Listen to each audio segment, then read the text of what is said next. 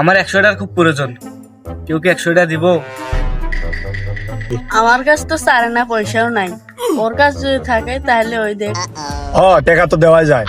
এর আগে 100 টাকা দিছিলাম আওলাদ, 2 বছর পর দিছে। বন্ধু বান্ধবের সমস্যা না বোঝে তাহলে বুঝবে কে? বন্ধু বান্ধবের ঠেন যদি টাকা নিয়ে ছেঁচড়ামো করা তাহলে তোকে দিব কে? তোকে দেওয়ার চাইতে না দেওয়াই ভালো। এমন ভাবে কইতাছে মনে হয় টাকা নিয়ে আমি একাই খাইছি, ওদেরও তো খাইছি।